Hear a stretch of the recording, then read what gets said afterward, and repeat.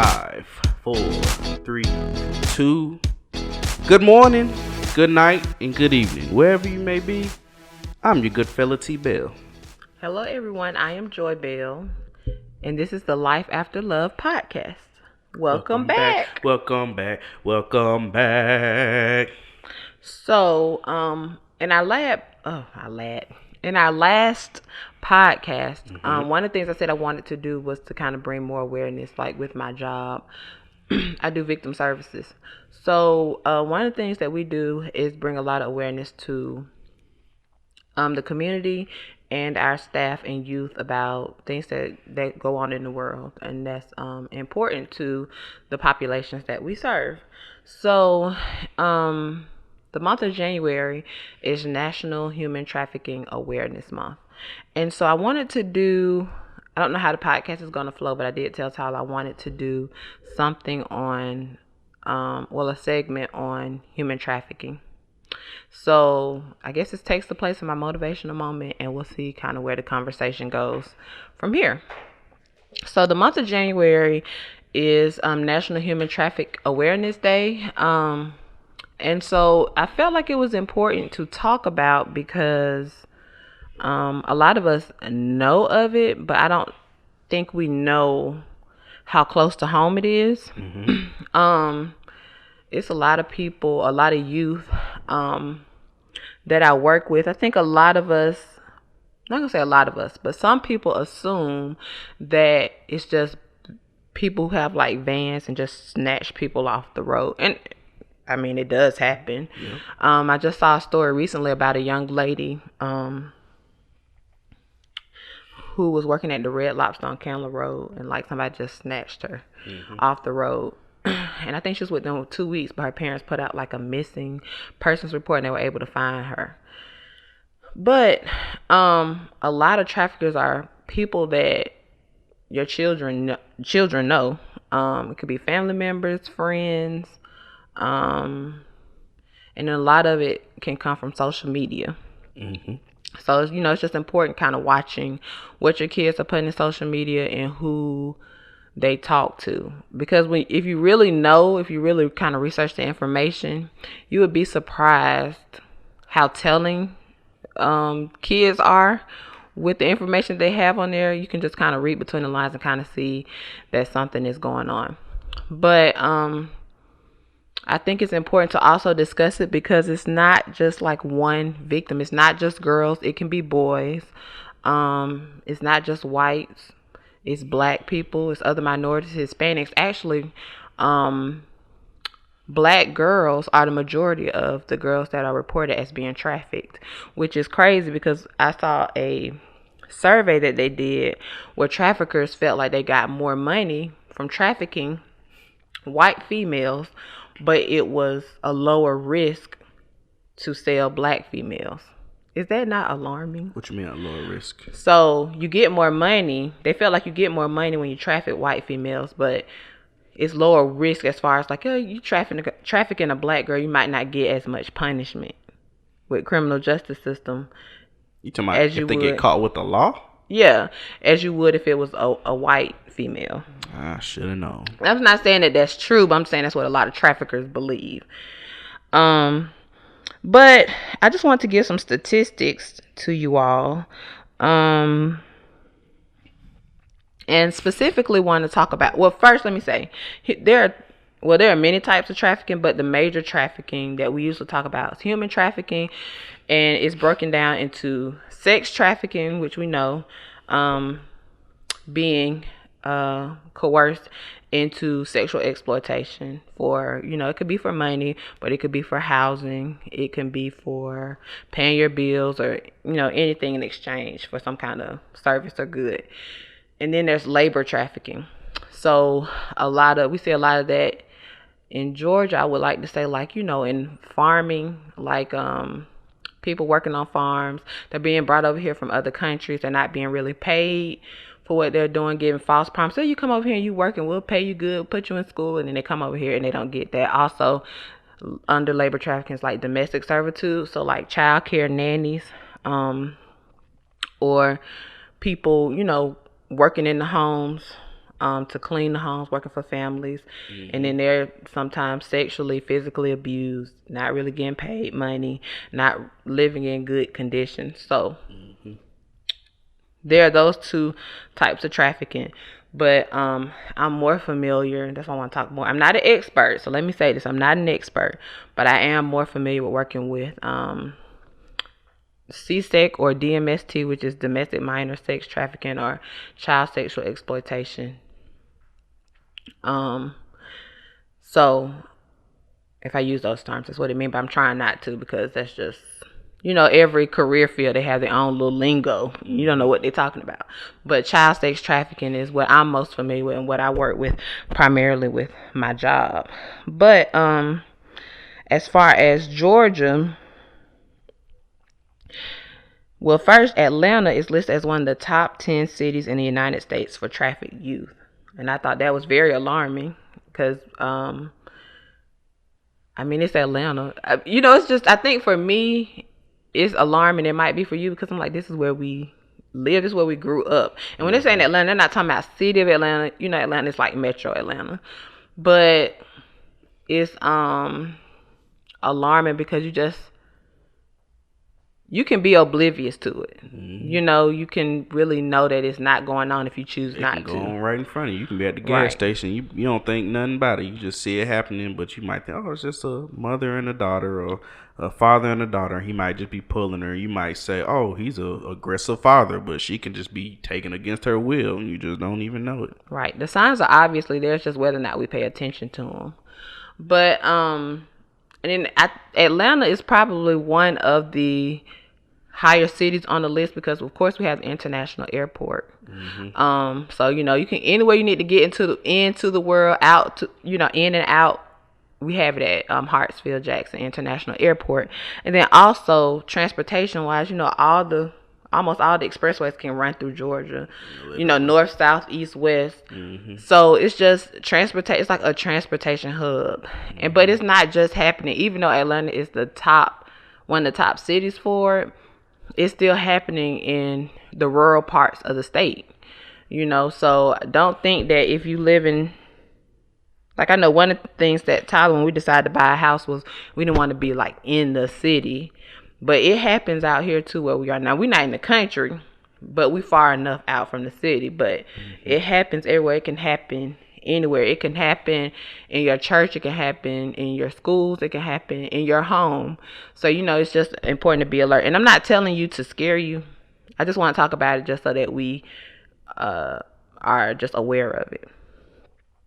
So you say child trafficking, not just human trafficking. Right. I'm focusing more on child trafficking, but it goes the same for human trafficking. But children are most vulnerable populations, especially on social media. Because our kids put their whole lives out there. Literally. Right. And it's just it's easy. First, it's easy if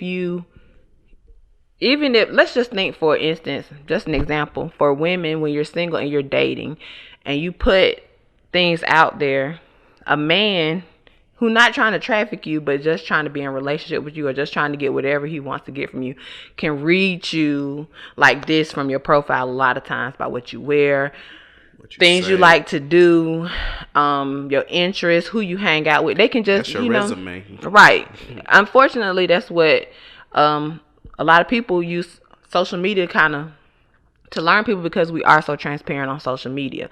So you think for a kid, and I'm a man seeing that, it's very, if I'm a man, and usually child traffickers are trafficked by other older men.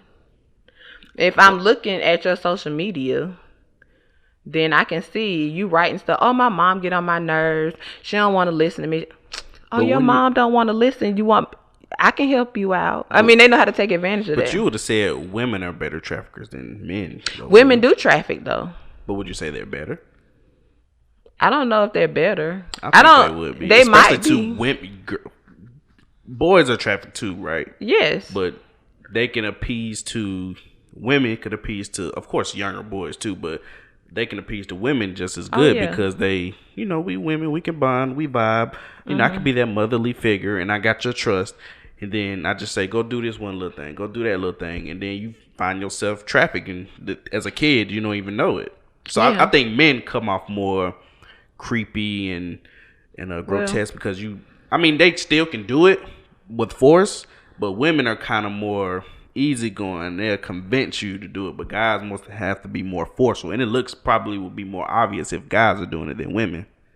Well, I think there's so many different ways people can do it, but I think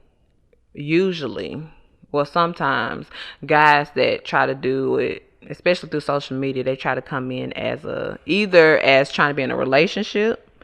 Because, even I know as a younger person, you had an older guy interested in you. It was like, oh. I was doing it, dog. Right. You thought you were doing something. So, and they're giving you the attention that you want, or it's to like kind of be like a father figure to them.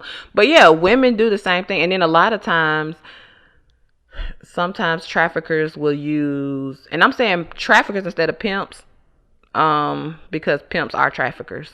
But it's just a new term. Right. But a lot of times they'll use other females to recruit, especially younger girls, to recruit like their friends into it. So yeah, there are women traffickers. I think a lot of times, and boys are trafficked. It's just underreported. Because it's not. It's hard to come forward with that anyways, but just think as a young man how hard it is to come. And then some of the most vulnerable populations would be youth that are homeless and somebody that take them in. Yeah, they're living on the streets. You're offering them food, you're offering them shelter, money, things that they don't have. So those are easy targets, as well as the LGBTQI, I think that's correct, community, because a lot of them are, a lot of the families don't really know how to accept it. Sometimes they're shunned from their families, and so that's also a vulnerable population as well. But so this is just some information. It's so much information I want to share with you all, but there's only so much that I can do. But I did want to tell you all, we're talking about the problem, but I want to talk about what you can do. So there are risk factors, there are signs that you can kind of tell if somebody's being trafficked and things like that. So, if you want more information, you can reach out to us. If you want us to go more in detail about the topic, just let us know in the comments and things like that. Because we can help you with more information, go more into detail, and have someone who's professional kind of come in and talk. But one of the things I want to talk to you about is if you're suspecting or if you know of someone that has been trafficked, what do you do? And so, Georgia recently, October 1st of 2020, put the system in place through CACGA, which is the Child Advocacy Centers of Georgia. It's a hotline that you can call. And I'm trying to see what the hotline number is. It's a 24-hour hotline number, and it's 1-866-END-HTGA. The numbers for that, I can't hardly tell, so I'm not going to do that. But it's 1-866-END-HTGA. It's a 24-hour hotline, and you can report all trafficking. Sex trafficking, child trafficking, labor trafficking, tips to the FBI. It's 24 hours. And then the Child Advocacy Centers of Georgia, they have various locations throughout the state of Georgia. So it doesn't matter if you're in Savannah, if you're in Rome, Carrollton, Augusta, anywhere in between, there's a child advocacy center near you, and they will assess to see if what's going on and what resources they can help you with. And even if you have a suspicion and it doesn't seem to pan out, they still offer services for the child. This specifically children, but you can you can call them for any kind of human trafficking, which I think is really, really good kind of mainstream way to kind of have one place where everybody can go to get help if they need to, or if they're suspecting anything. So what should somebody look for then when it comes to child trafficking? If I'm just out and about, right, what is it that what looks suspicious that will make me think this child is being trafficked, or what, even in our home, what does it look like? So you have to be paying attention for one. You're not just gonna be scanning. Well, sometimes you will. It depends. Let me say it depends on what field you're in. Because if you work with kids, I think you're more inapt to be like, okay, something not right. But especially if you have relationships with children, some of the things that I know we see is, and of course I'm not an expert, so let me say this, but you know, if we want to go more in detail, I can reach out to some of my contacts and get someone here to speak to us. But usually if they run away a lot, that's a sign. They're around a lot of older males or females, and they're like, that's my boyfriend, that's my girlfriend. That's usually a sign. If they have unexplained, like phones, jewelry, things you know they can't afford. What you did to get that stuff. Right. If they have tattoos that don't really make sense to you, that's usually, and it could be the smallest of things. Like I know one person like had all his girls had like jokers or had like a specific number, and it doesn't quite make sense. You're like, okay, what does this tattoo mean? So they do a lot of branding tattoos. If you often find them in hotels, like going to hotels, hanging with a new set of friends that they haven't had before. And often if you know a kid very well and you see their behavior kind of change, like once they were really good in school, they're not interested, or they really like doing sports and they're not interested anymore, that's kind of off. And then sometimes it's just very apparent. You can literally, like I saw a news story where the neighborhood they were complaining about in Midtown, prostitution was going on. You could see clearly in the videos that the girls were not of age. Clearly you could see that. And they just like at night, they're out at night, and then the traffickers, the pimps, the johns, whatever you want to call them, we're all out there. And it's right there in your face. And you know, of course, you know, it's probably people don't really know, or it's like, it makes my neighborhood look bad, so I'm just going to call the police. Right. But I want you to know that if the person is under 18, they're a victim. They cannot choose to participate in this. They are a victim. Soon to be survivor, hopefully. But if you're under 18, you cannot do this willingly. Okay? You're a victim. So those are some of the signs. That's not all the signs, but those are some of the most obvious signs, I would say. But you know, you can tell sometimes if you're just out in public and you're like, that just don't sit right with me. But the only thing is, it's hard trying to make a referral if you don't have information on the person. So when you're in a relationship with youth and you kind of suspect, you know, you can talk to them.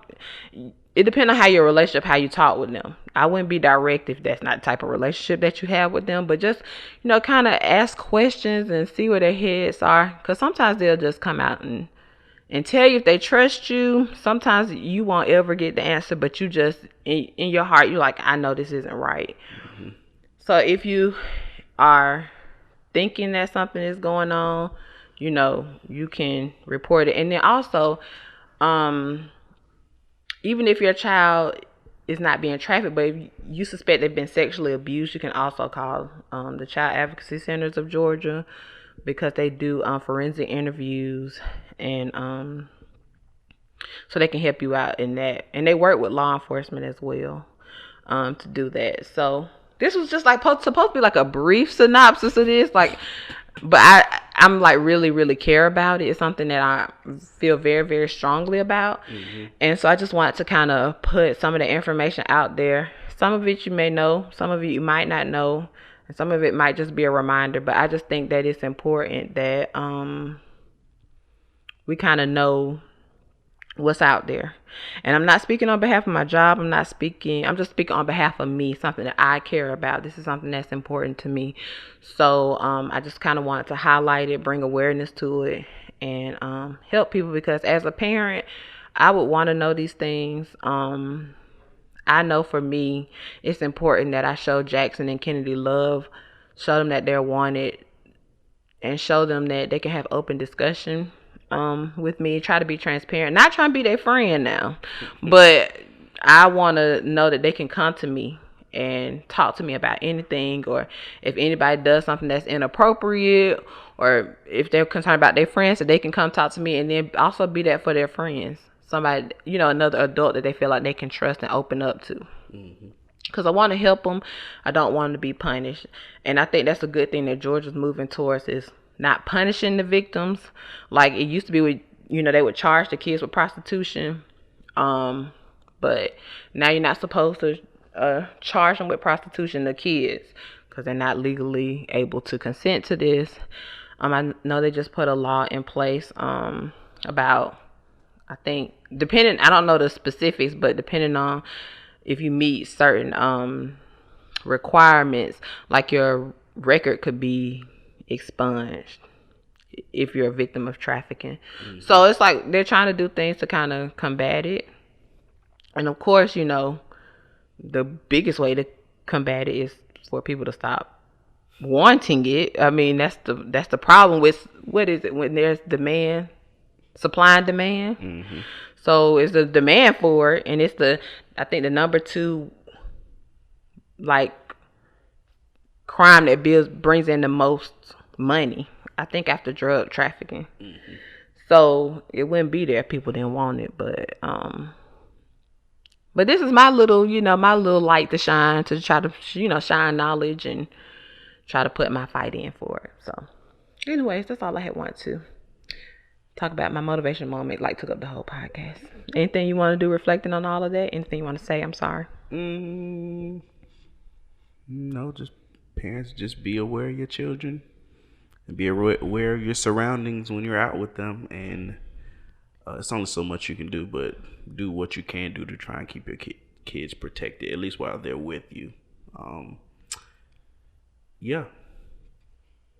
And if you want to, there is a documentary. I want to say it's probably like 45 minutes. My one of my teammates who works with me, she found this very, very good documentary that's NBC. I want to say NBC in San Diego did, and it's like a year-long investigation into exploitation and trafficking. And it's really, really, really good. It's broken up, I think, into 3 parts. And it's just really, really good. It's very, very informative. It even has a story where they were recording calls of a young man who was in jail. I think he was 19, and he was calling a 15 and 16-year-old, and he taught them how to sell themselves on Backpage and Craigslist, I want to say. And he got charged for it. But it just kind of shows you how they can groom these girls and tell them these things, because they thought that this was their boyfriend. But he didn't, too much care for him. But it's a really, really good documentary, and I guess we could just put the link in the description box. But yeah, so just let's talk to our kids about what's going on. Let's be aware of what's going on in our communities. And let's just love on our children, because they need us. They're competing with a world that doesn't care about them. And, this is something I feel strongly about, because I'm fighting for my children if I ain't going to fight for nobody else.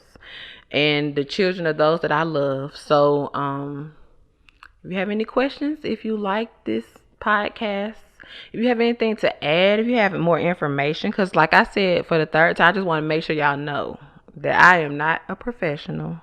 This is just something that I'm passionate about. It's something that I research a lot. It's something that, that I work with kids about. So something very near and dear to me. And this was the month to make people aware of it. So that's something I wanted to do. And each month I want to find something to discuss and to kind of talk about. And I think in the month of February I wanted to talk about teen dating violence. That's something we talk about in February. So I feel like that's something that we could talk about in the month of February. So if you have anything you want to talk about or add to that, please let us know in the comments or send us a private message or email. I guess we need an email for the podcast. That's just most stuff to keep up with. So it won't happen, guys.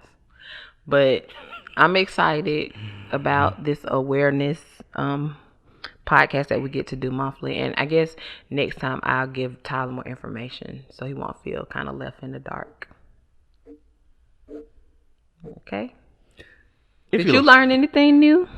I did, but I learned because we talk about it often, especially if we're watching Law and Order and we see it happening on TV. Oh yeah. So every time you watch TV, you give me some kind of fact. So I learned that way. Okay.